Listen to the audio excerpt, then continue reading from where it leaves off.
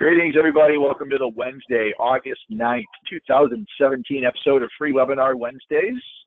This is Eric Cook with WSI Digital Marketing, where we work with businesses and organizations and helping them better understand and leverage the power of technology as a strategic tool. You can learn more about me, all the fun stuff we get to do here at WSI, online at poweredbywsi.com. Jeff Simpkins, I hear you wrestling around in the background, my Free Webinar Wednesday co-founder and partner. You Would hear you like me? to say hello? I do. I Getting would. organized. You hear me We'll making talk about coffee, actually. Excellent. And, so would you like to we'll talk say hello about to everybody out there in why, Free Webinar Wednesday world? Sure. We'll talk about why you hear me so well. I'm actually on a phone with HD Voice at the moment. Ooh, fun stuff. This is Jeff Simpkins, everybody. I'm with Community Bank Consulting, Inc., and you can learn more about me and all of the wonderful things that we provide now and over the years to community banks at www.communitybankconsulting.com. Cool. Well, I have a couple of tabs up here that are all banking school related. So I don't want to freak everybody out that are joining or listening that this is going to be just bank only stuff. But I am currently in beautiful Madison, Wisconsin, which is an awesome place to visit in the summer. I don't know as if I've ever been here in the winter, but I attended the banking school program here for 3 years when I was a community banker. And GSB was the first school to bring me on as an official faculty member. And so I'm back here and I get to teach on Thursday and Friday bankers in the art of digital marketing and social media and all sorts of other fun stuff. So I wanted to talk a little bit about that and kind of spreading the gospel of technology in an environment where maybe there's a little resistance and kind of culture, pushback to change and new stuff. But before we jump into bank school chat, Jeff already alluded to the fact that he's talking on a new device with HD and probably has a few new technology gadgets and gizmos laying around the house now that he didn't have a couple of weeks ago, because he had a little bit of an event take place at his home that has caused him to start the process of replacing some of his technology. And I asked him maybe if he could share that story, since we like to talk about gadgets and gizmos here on Free Webinar Wednesdays. And I think there might be some interesting lessons learned out of what he had to go through over the last several weeks, and kind of the new things that have come into his life as an opportunity as part of this technological reboot, thanks to Mother Nature. So with that, I'll go ahead and turn the mic over to you, Jeffrey. Yeah, you can be the hands model and bring up appropriate products as we talk through this. Absolutely. So what Eric is making reference to is several weeks ago on a Sunday afternoon about 5 o'clock, we were having a nice, quiet weekend, end of weekend day at home, inside the house because it was raining, and we heard this noise and said, gosh, I don't know that I've ever heard a thunder and lightning storm that close before. And turns out when we went outside the next morning, we figured out why we had never heard a thunder and lightning storm that close before, because it actually struck the house. Boom. Boom. You know, we knew that something had happened because the lights went off in 2 rooms, and most of, like the Philips Hue hub wasn't working and things like that. But we absolutely didn't realize that the lightning had hit the house until we went outside and looked back, and the plywood that the shingles are nailed to was lifted off of the brick that attaches to the house. And then we looked at the nearby trees, and we could see where lightning had run down 2 trees into the ground, and it was different. but so what happened is the lightning got into the electrical system in the house, and I have a home office, and pretty much everything on my desk was fried. My iMac, my Plantronics headset, my Polycom voice over IP phone.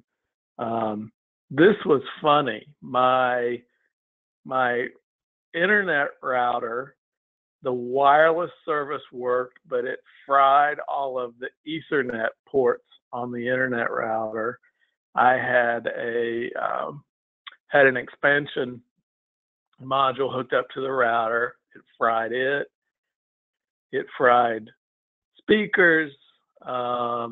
It fried printers. It was a big day for frying electronics here.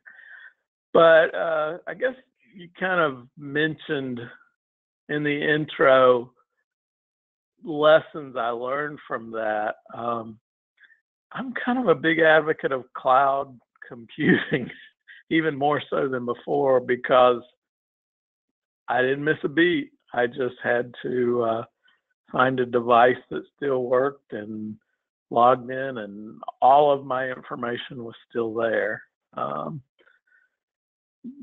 I've talked about the phone system that we use a number of times. Ring Central is the voice over IP service that I use, and I still haven't replaced any of the devices that got fried in terms of phone. Obviously, I've gotten a new router and modem. But for the moment, I'm using the app on my smartphone that works with my Ring Central service, and it's just like having a phone on my desk. So, yeah. One of the things that Eric and I talked about is when the cable modem got fried. Eric had mentioned a few months back that he was looking. Eric? Yep. Okay, we're getting lots of noise. One of the things Eric had mentioned a few months back was that he's looking at the Google service for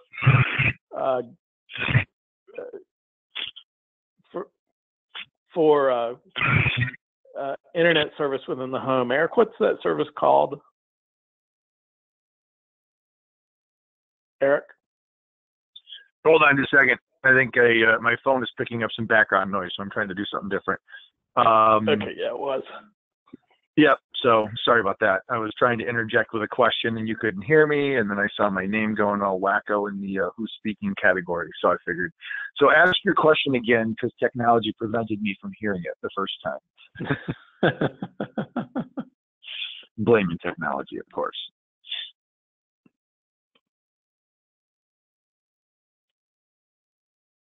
Are you back with us now? Yep, I am. Okay, so I was talking about the Google home internet service that you and I talked about.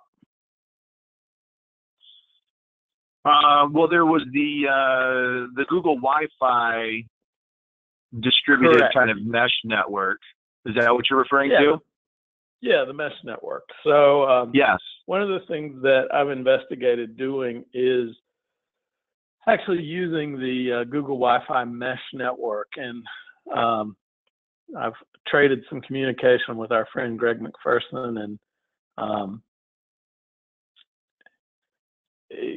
he does not have any personal experience with it, but Eric, you have a story from your brother on this product, so why don't you talk about that?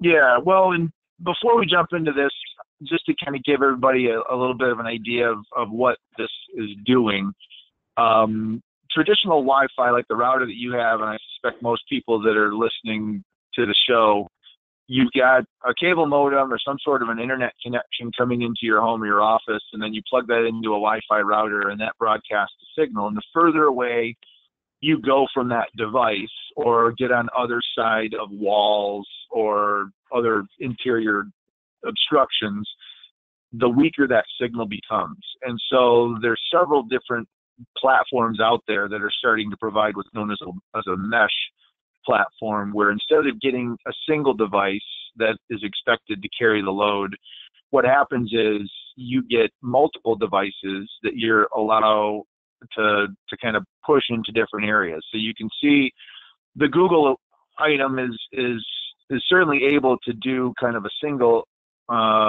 instance, but when you mesh them together, it increases your coverage area significantly. So my brother was kind of suffering from poor speeds on his internet, and doesn't have a giant house, but a couple different levels with a basement, and was noticing in certain areas dead spots. And he invested, I think he got 2 of them, if I'm not mistaken, and was able to get the Google Wi-Fi, and the speeds, without making any changes at the ISP, basically tripled. He was not getting close to what his cable modem provider was promising should be part of his internet package. And of course, the only way that you can get absolute best is to plug right directly into the modem itself and get pure connection. But that's not practical, nor is it necessarily the safest thing to do. So when you go through a router, there's always that degradation of service that you kind of run into, but it should be not something that causes a significant amount of an issue with speed. And you can tolerate a little bit of a dip, but the dip that he was getting was huge. So his speeds, first and foremost, jacked considerably, which has made him super happy. He also has 2 kids, our niece and nephew, and as young kids like to get on the internet and explore and do things, there are also some network parental control capabilities where he can eliminate internet connectivity at the device level based off of the time of day or excessive usage, even to the extent where he can actually get on the administrative area of his Google Wi-Fi from the office. So he's not even at home, and he can dial up through his Google Wi-Fi app and be able to see what activity is going on at home, and if his son is supposed to be doing yard work or not supposed to be on the internet or whatever, he can check and make sure that indeed is or is not taking place. So for me, without having children and dogs without opposable thumbs and the inability to use mobile devices, it's not a big management issue on my part, but the speed at which the network is able to deliver your information and the consistent coverage, whether you're upstairs, downstairs, outside, in the garage, front porch, whatever, having the ability for a mesh network like that to give you internet connectivity much more consistently is very, very attractive. So I've done some research on these, and the Google devices, just kind of ballpark, tend to be $100 to $120 each, depending on the number of devices that you buy. The things I like about the Google device, which is probably what I'm going to end up going with, is number one, the cost. It appears to be the lowest cost mesh solution of the ones that are available. Some of the research that Greg shared with me that I've looked at, one of the things you'll find if you explore this is because this is relatively new, it's just reached the price point that it's hit the consumer marketplace. There lacks standards. So Google's mesh, you're not going to be able to use someone else's hardware with it. There's no industry standard for mesh networks within a home. The complaints of the Google product, if you're a nerd and you like to be able to go in and fine tune and tweak and make advanced settings and do things that nerd likes to do, Google is probably not the product for you. It's very much a kind of a plug and play, plug it in, take their settings, use their app on your smartphone to manage it, and that's it. If you want more ability to nerd out, you need a different product than the Google product. Reviews on the Google product are really good. One of the things I like about the Google product and the others that I've looked at, as I've indicated a couple times, I use voice over IP phone. I like having an actual voice over IP phone. I use a Polycom. With the mesh networks, you get some ports that you can plug devices into wherever you have one of the mesh devices. So rather than when I moved to my current house, I didn't install Ethernet cable as I have in previous houses, and because there was not really a point. The only thing that I had that I needed to plug into a hard connection was my voice over IP phone. And oddly, these hubs that you use for Philips Hue, garage door openers, and things like that have to be plugged into a hard connection. So you pick up some additional Ethernet ports that you can plug directly into with all of these devices. Yeah.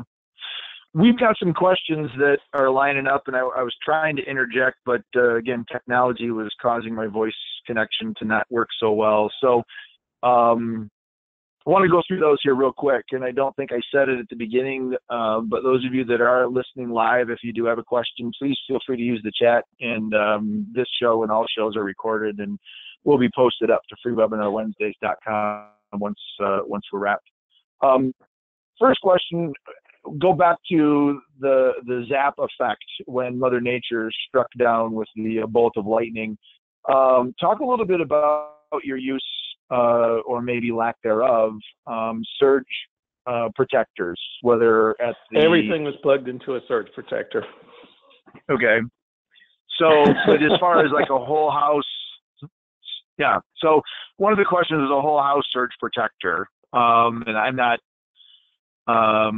I guess, that familiar with whole house versus a surge protector that maybe goes on a UPS unit versus the ones that you can, buy at Lowe's that have a little on-off switch with a little circuit breaker on it. So I'm sure you can go up more than that, but did any of those offer any sort of insurance or surge guarantee, or just didn't you have surge protectors of that caliber in play?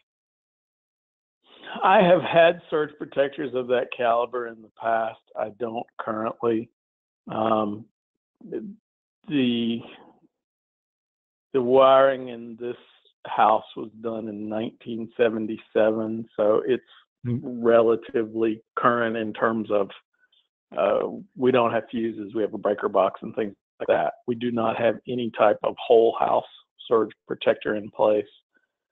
Everything that got zapped was plugged into a surge protector from the outlet. Funny thing is, there were devices that I had not a high-end surge protector, but I had just a standard, $30 surge protected strip plugged into another surge protected strip. And there were devices that were plugged into the second surge protected strip plugged into another one that got hit. I think because the cable modem and router got hit. I actually think the current probably traveled through the Ethernet cable, because pretty much all the devices that were directly connected to that cable modem and router were fried. Yeah. Yep.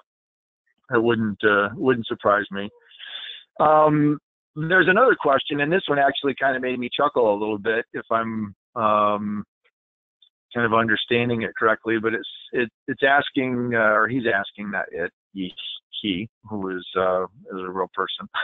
He's asking, compare and contrast a mesh network with Ethernet through electrical outlet and using several routers throughout the house. And the reason that made me chuckle is when we built our house probably 15 years ago, give or take. I can't remember exactly, but we made the decision and spent more money, of course, in putting in bundled cabling at all of our outlets, which included, traditional telephone line. It included coax for cable, and it also included Ethernet cable. And while we used it a little bit at the beginning, and I think used maybe one of the several, I think we've got, at least a good dozen and a half lines dropped throughout the house, a giant patch panel with a bunch of big old fat blue cords rolling into it. I think right now the only thing that we use that for is our primary T1 modem is in the basement, and our primary router and Wi-Fi hub is on the second floor. And so we're using that cabling to distribute it up through there. I would suspect if you had a home that was wired with Ethernet and you had the ability to drop routers in different areas, that would be an option. I would also suspect you would have some additional configuration requirements. And again, kind of going back to Jeff's comment earlier, if you're comfortable and the geek factor runs strong in your brain, configuring all those Ethernet ports to broadcast the same SSID and be connected in the same network, so you're not hopping from one device to another device when you're going between the different parts of your home, is probably an option. But from a web mesh perspective, I think one of the attractive parts of this is booting everything up, having everything using the same device ID or SSID, and then just positioning them in various parts of the house, and they just talk to one another and automatically work. So if your house is wired with Ethernet, then you have the ability to buy a handful of routers. You can probably do it less expensively, but my gut tells me it's probably going to be a little bit more of a hands-on project as you look at, assigning different gateways and other sorts of IDs within each individual device so that they're all talking to one another. So I don't know if you've got any more geekdom on that topic, but that's kind of my thought. I'm going to be honest. I've gone through the process of hardwiring Ethernet throughout the house. I've gone through the process of hardwiring surround sound speaker systems to the house, and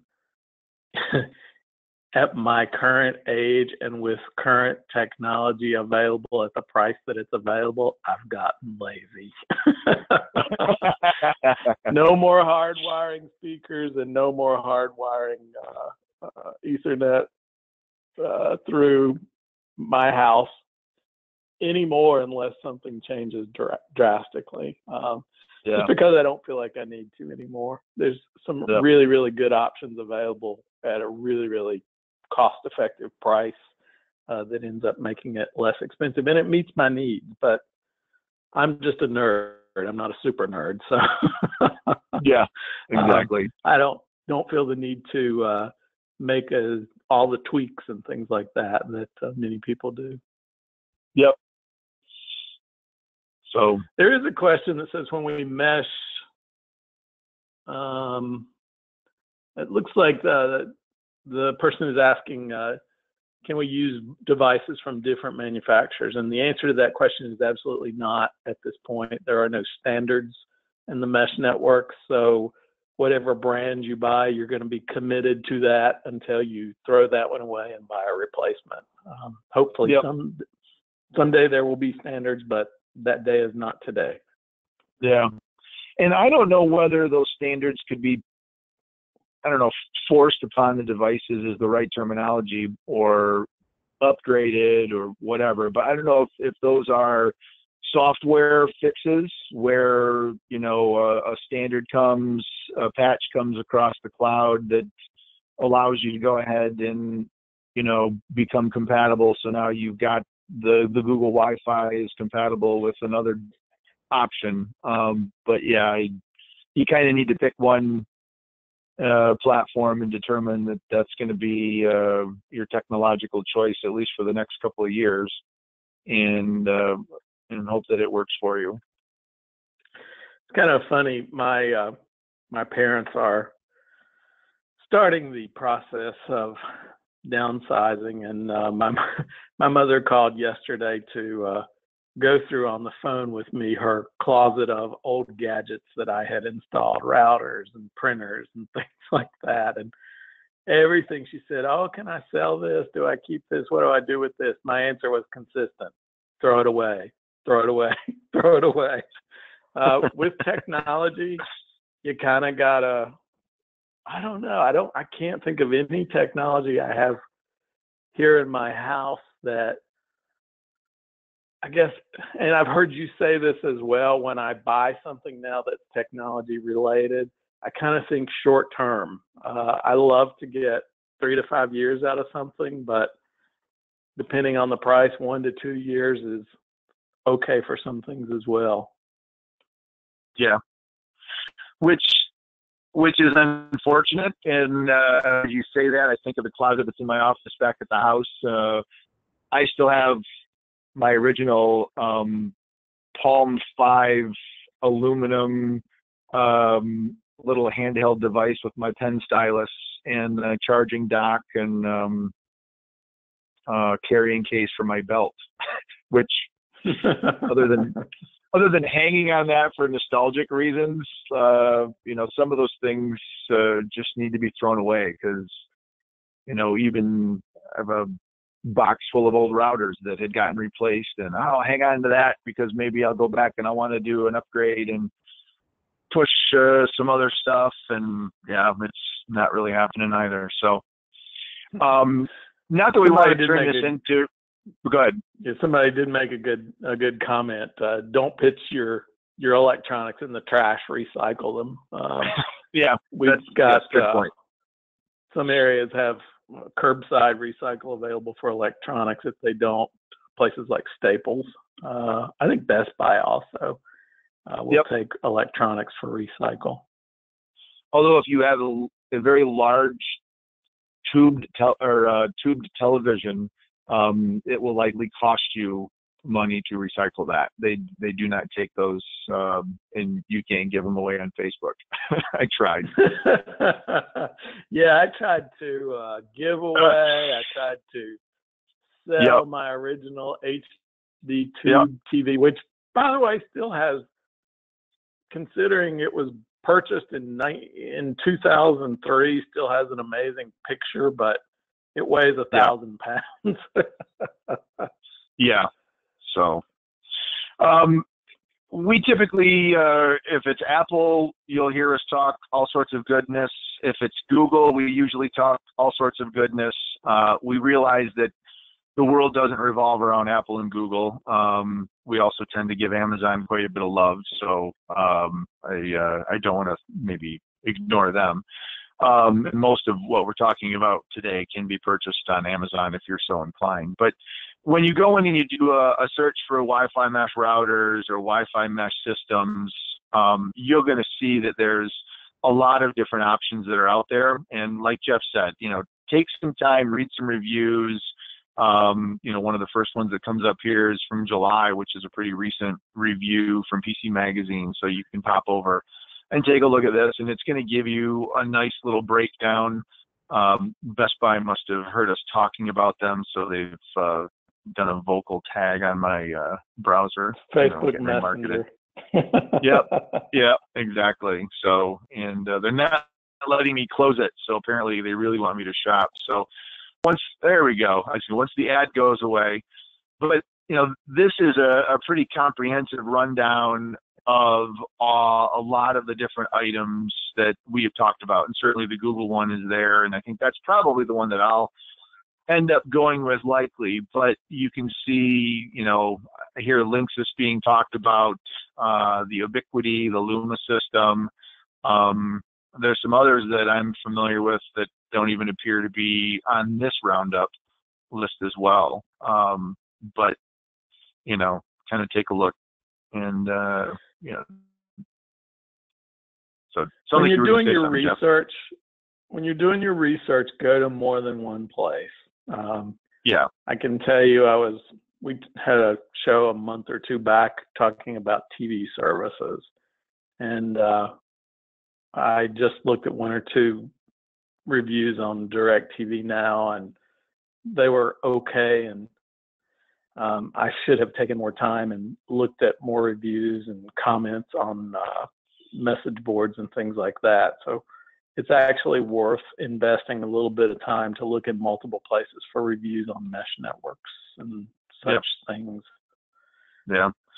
I think the time that I reviewed this, and I believe it was Leo Laporte over at the Twit Network, This Week in Tech. I'm a big fan of their podcasts.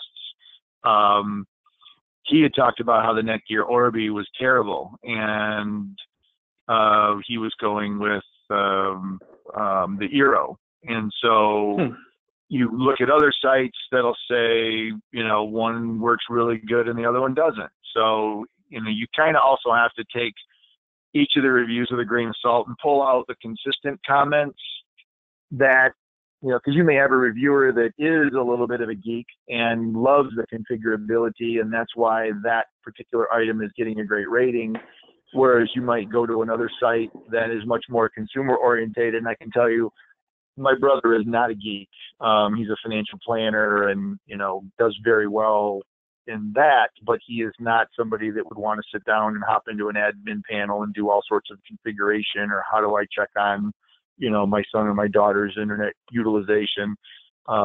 Being that he's very much interested in a plug and play, the Google ended up working out very, very well for him. And so you kind of have to take what your individual situation is and determine which one's going to be the right one for you. And if it comes up as a poorly rated service because it doesn't give you that, infinite configuration options, but that's not important to you, then look at all the other benefits that come with it, and that might be the best solution. And honestly, there is a pretty big divide in pricing. I've actually read good things about Netgear Orbi, but the pricing is easily a few $100s more than the Google product. So, also have a budget in mind. Yep. So the Plume devices, which are on the screen right now, are the ones that I had actually started looking at, and the individual that asked the question about wired Ethernet connections also made me think of the Plume device, because that you basically plug it in to an outlet and that serves the power, and then you can see you do have an actual Ethernet port that you can plug into. So you're not really wiring the house with Ethernet per se, but you can get as many of these as you want and plug them into different areas and use your electrical outlet as Wi-Fi spots for distributing content. Now that takes away an outlet because it looks like it's probably big enough where you're going to lose maybe both, although it looks like maybe they're offset enough where if you plug it into the bottom, you can still get into the top outlet. But you can kind of pop those in as well. So lots of different variables out there. But, well, in addition to, I guess, Wi-Fi connectivity, and I don't want to shortchange this if there's anything else that you want to talk about, but with the lightning strike and the loss of some of your electronics, are there any other elements within your home setup that you are desperately missing? I know that you were at one point an avid user of the scanning service. You had an Epson scanner connected into Evernote, and we're kind of using that for productivity. Did that get fried? Did you lose your printer, and did you find, I'm just not really doing any printing anymore? What else came up as part of this lightning reboot? I still print. I don't print nearly as much as I once did, and this, God, I hate to say this, but this probably has more to do with my age and how I've done things. I'm a guy that when I really dig into something, I like to have paper that I can write on and draw on and do things like that. If I were 20 years younger, that probably wouldn't be the case, because I would have grown up looking at things on computers, and that would have just been the way I approached things. But I don't print nearly as much as I once did, but when I'm doing heavy research, when I'm researching a presentation, When I am planning for something, I will print and make notes. So printer did get fried, but printer has been replaced.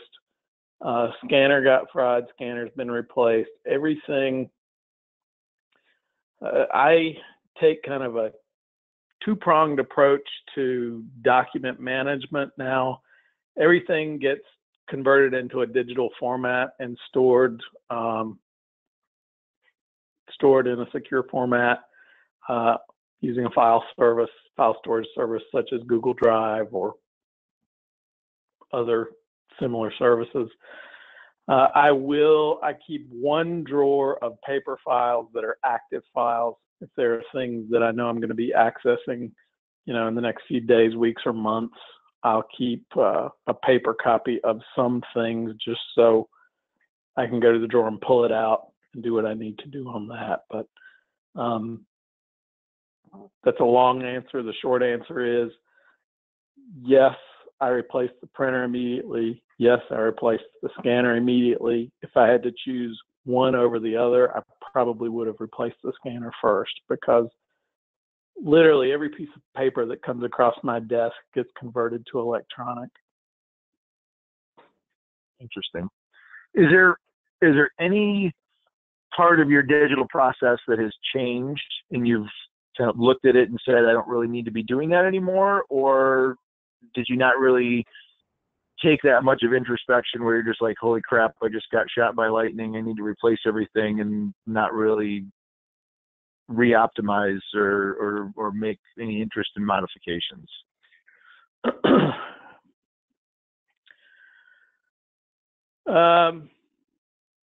Well, I had two printers that were fried, and I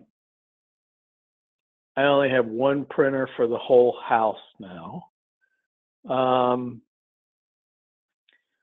My desktop computer was fried, and I'm just using a smaller computer right now, as I haven't replaced that one yet. I will. We've talked about this a few times over the last year or so. I really am in a situation where I'm no longer tied to a specific computer. Now, I certainly have a preference for using my own device. Both of my computers that I use on a daily basis were plugged in and got fried. My MacBook Air got fried and my iMac got fried. But it was no big deal. I just had to have a computer that I could log in and access where I had all of my information stored, and I was literally up and running and without missing a beat. Yep. God bless the cloud, right? Absolutely. Absolutely. I like having a larger computer on my desktop, and I'm going to replace that. So, I can't say that I'm changing a lot about my process. I'm much more open-minded, realizing that as long as I do a good job of keeping everything in a secure online storage format, that life goes on without missing a beat, pretty much. Okay, cool. We've got a couple of other comments that are making me chuckle. Gary seems to either fall into the same line of thought that we do, or he's done a little bit of research and listened to some past shows. But I'm seeing the word live scribe pen in a comment / question. And for those of you that aren't familiar, one of the tools that we explored several years ago, I actually own a couple of them myself, although admittedly I've kind of fallen out of favor and have migrated to the second comment that he has posted. But used to use a live scribe pen, which was a pen with a infrared sensor in the tip that you write on special paper that recognizes the position of your writing and captures a digital version, and then basically pushes it out to an electronic notebook or Evernote. One of the things about the LiveScribe pen that's kind of cool from a capturing perspective is it does have synchronization of audio capture. So if you're taking notes and you can't write as fast as the person is talking, you can always go back and re-listen, and it will play back the audio that was going on at the time that you were actually writing. So you can kind of go back to that place and time in your notes. For me, the pen just wasn't a comfortable writing experience, and I know they've gone through a couple of different versions since I purchased it. But what I have started doing, and this is the second part, you mentioned your scanner, and I think you've got, I think it's an Epson, I can't remember the model, but it's specifically designed SnapScan to be ScanSnap. Fujitsu ScanSnap. Fujitsu ScanSnap. Fujitsu ScanSnap, that's right. What I've started doing is I was using a variety of different little apps out of the App Store to scan receipts and store them, but the free versions would only allow you to email stuff to yourself. If you are a user of the Google Drive service, you can go into Google Drive and press the little plus when you open your drive, and it gives you the ability to do a scan. You can create multiple page scans using your phone, and it does an incredibly impressive job of grabbing the image, converting it, optimizing it, aligning it, and you can rename it. You can save it to various folders within your Google Drive environment. And so now when I'm at a conference or a convention and I have receipts or invoices or whatever I need to scan, I no longer wait until I'm home to put it on the big scanner. I can just snap, snap, snap, and then move it around in Google Drive. And it's super slick. And if you've got Google Drive, which hopefully most of you do, because it's an easy and you can even get a free version of it, it's definitely the way to go if you're looking. What's that? I think it includes 15 gig of storage for the free version. It's a lot. Yeah, it's a ton. So that makes kind of capturing that information pretty easily. And again, one more cloud-based solution that just makes it a whole lot easier to manage what's going on. So I'm assuming your phone did not get fried. That was not plugged in. Is that correct? That is correct. My phone is good. We've got two questions. One, how to install Google Drive on your phone. Just go out to your app store and it's there.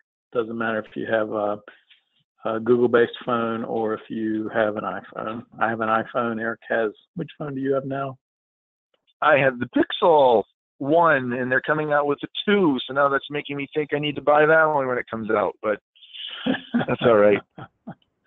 And then another question that was posted is, how do you deal with spreadsheets and things like that? The person that posted the question specifically said they prefer Excel over the Google spreadsheet program. Yep. I actually have a subscription to Microsoft Office 365, which includes a bunch of online storage. I think a terabyte. I may be overstating, but it's a lot. So I still use Excel and Word and all of the Microsoft Office suite of products. They just get stored on the cloud. And yep. When I open them on my whatever device I happen to be used, PC, Mac, it'll pull the file in from the cloud. You can store it for offline use. I even remember being at a hotel a few years ago and couldn't get my computer on, so I went to the hotel or to the computer in the business center at the hotel and accessed a document that I had stored in PowerPoint there. So yeah, yep, no problem. I've found subscribe to Office 365. Yeah, Google Sheets will do about 80% of what I typically will want an Excel to do. I still rely on Excel quite a bit because oftentimes some of our clients, and I'm sure, Jeff, you can attest to this, prefer to have an Excel document that you're working on, even though once they see how a Google Sheet and the online collaborative nature of that works, they're amazed that they can be in there working at the same time as you. So I have seen some nice aha moments from our clients, but by and large, if it's going to go to a bank, even if I'm working on it in Sheets, I'll export it into an Excel document and send it. But from a recoverability and an availability perspective, unless it's really some hardcore number crunching, a lot of what's in the Google Suite really actually does a pretty good job and is there and available for you to use as part of this, whether you're in the midst of recovering from a lightning strike or some other natural disaster that's causing your, traditional accessibility and programs to become unavailable. I have found that I use Google Sheets all the time. There is almost never a time when I don't have a spreadsheet that I've created in Google open on my desktop. And like you said, I wouldn't use them for highly complex things, but I don't tend to need spreadsheets for highly complex things. Yep. This is kind of funny. One thing that I did end up doing, and this wasn't specifically because of the lightning strike, but I like to be able, no matter where I am, and I've said this a number of times over the years, when I started this business, I set out to be able to run the business from anywhere I was in the world that there was internet access, and I could access my cloud-based services. And I've been very successful at that. One of the things I realized I didn't have within the last few weeks after the lightning strike was I didn't have a record of what I had in the file cabinet. So now I created a Google spreadsheet, and whenever I put a file folder into the file cabinet that I'm for some reason keeping a paper copy of or take something out and throw it away, I either add it to the spreadsheet with a brief description of what's there, or I take it out of the spreadsheet so that if I'm, anywhere and wonder, do I have a paper copy of that? I can access the spreadsheet and know right away. Excellent. Cool. Well, this show kind of morphed into something different than what I had anticipated, but I figured you'd have some great stuff to share, but we, as we typically do, went down several rabbit holes and lots of good stuff.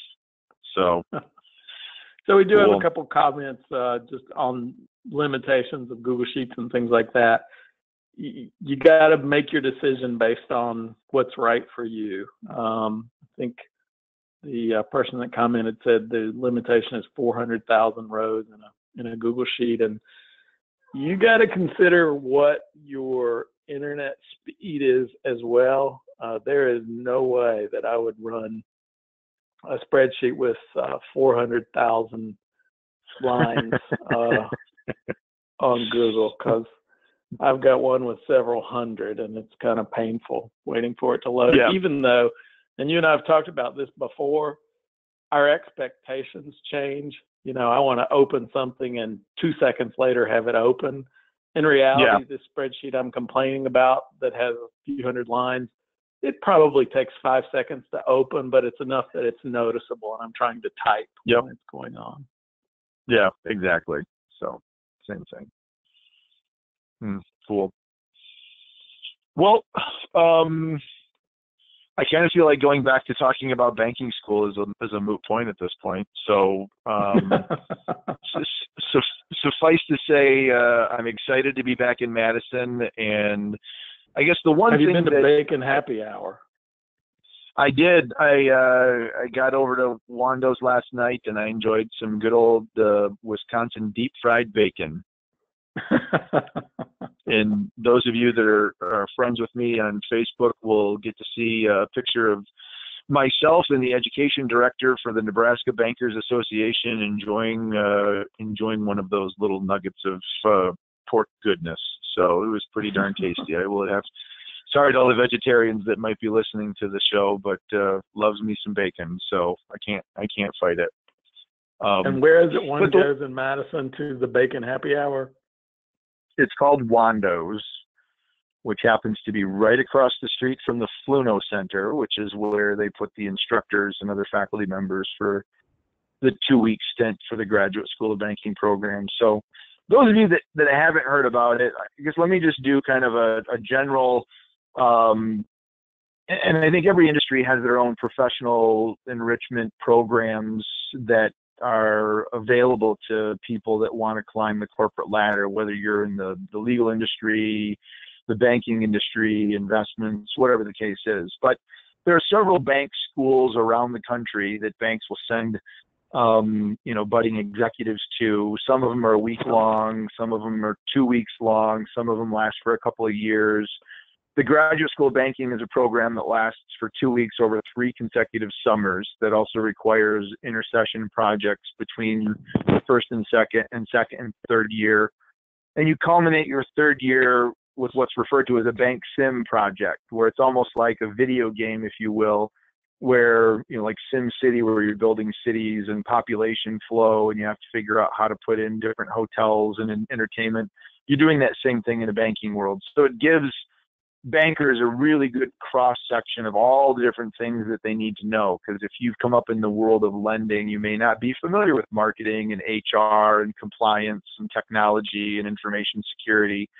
So it's designed to give attendees a good cross section of everything. And so I've been fortunate to have been an instructor here for a number of years since graduating from the program in 2003 on digital and social trends. And in the schools that I'm teaching at and the conferences that I'm at now, I'm seeing an increasing number of community banks recognizing that social technology really is more about communication and relationship building than it is about security and threats and using it just purely for advertising. And I guess that's the big thing that I maybe wanted to share during today's discussion is the trend is starting to shift, although it is slow. It is starting to shift. Banking, as everybody I think can suspect, is a pretty regulated, kind of lockdown industry just due to the amount of information we have access to and the type of services that we provide. So jumping into allowing everybody in the bank to access Facebook is not something that a bank is easily going to do, but very similar to the early days of email, very few banks allowed all employees to have access to email because they were worried about things like viruses and spam and reputational risk and leaking customer data. And those same worries exist in social media, although if you think of any business, banks included, the fact that everybody in the organization has access to email is almost a given these days. And there are technologies and software in place that protect both the customer and the employee from bad things that could happen, and they provide training. So people are starting to recognize, when the phone came around, that was an evil device that just caused everybody to essentially, share information and leak data. And so as we continue to see banks accepting the fact that this is a tool that they need to figure out how they can get their employees, especially new ones that they're hiring that have grown up with this. Like you said earlier, Jeff, you and I are digital immigrants. We didn't grow up reading everything on a screen. I still print stuff off. And so this new workforce, you have to be able to support them as well. So it's exciting to be part of that, and it's exciting to see the change taking place. And, I kind of made it my life's little mission here to continue to beat that drum and to try to continue to get those organizations to realize that, this is kind of the next gen of communication. And of course, I might tell some lightning stories during my class this week too, now that I've got that on the brain. So I appreciate that. If you need me to join you by a conference call or something, I would be happy to. Yep. It's been a long time since we've actually done that with bankers. Cool. Good deal. Good. So, well, thanks everybody for your time. I'll give a special shout out to one of our new attendees, Gary. Thank you all for the questions. A lot of the great comments that we shared came from you, and we appreciate you joining us for the first time. And then I also want to give a special shout out. I recognize Chris, although I didn't get an email response from you, Christopher. Maybe you're not paying attention to your chat log, but I see that you are back and have a new email address, and just wanted to welcome you back to Free Webinar Wednesdays. I haven't seen you logged in a while. So we do pay attention here on the show, and so we just wanted to acknowledge a few of our live guests, and those of you that are listening on the recording, mark your calendars for Wednesdays at 1:00. So most days we are here, although there are sometimes scheduling conflicts, right, Jeff, where we will maybe not have a show, but we try really hard to keep these as consistent as possible, and just sharing some thoughts and having people join and ask questions and interact makes it that much more enjoyable. So we appreciate that. And thanks for sharing your story, Jeffrey. That was really good. You're welcome. Thank you for keeping me engaged. Absolutely. So cool. Well, that concludes the show. I've got more baking to eat and cheese and Wisconsin beer to consume, because, that's all that we do when we go to bank schools. We just mess around. Make sure you have cheese curds while you're there. A trip to Wisconsin would not be complete without cheese curds. And those of you that have never had cheese curds, the true test of cheese curd goodness is when you bite into it, you got to make sure that your teeth squeak. And if you've ever had cheese curds and your teeth have squeaked, you know exactly what I'm talking about. And if you haven't, you need to experience it at least once in your life. So with that, there we go. I was hoping I could work cheese curds into today's presentation. Thank you, Jeff. You're welcome. Cool. Good. All right. Everybody have a great week. Thanks again for joining us, and we'll look forward to seeing you on future Free Webinar Wednesday show. Take care. Bye-bye.